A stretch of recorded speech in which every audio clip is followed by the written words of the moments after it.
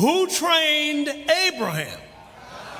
See, if Abraham had a commander from one of the forces that he knew to come in and train all of them, then they would be head-on competition with the armies that they had to fight. But he didn't have head-on competition.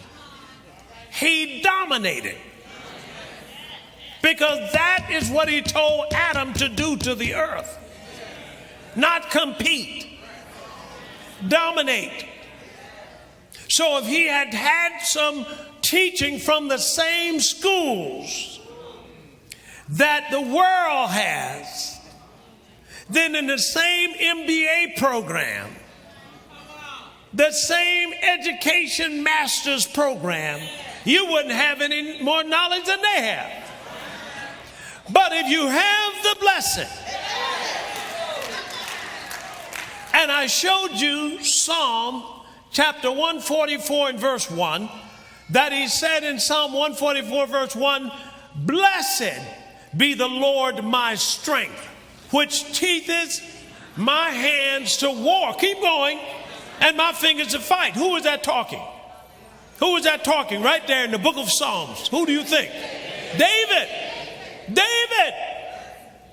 Because he was up against the same thing. See, the blessing empowers you to subdue your enemies. The blessing, and look here, a lot of times it doesn't kick in until you're at the negotiating table.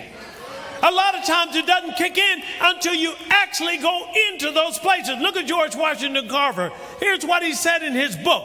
I should have brought it this morning. He said this: I go into my laboratory, and once I lock the door, I take no textbooks. And once I lock the door, God teaches me how to take the peanut apart and put it back together.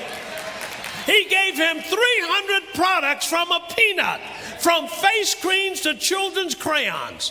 And I'm telling you right now, this blessing empowers us to dominate.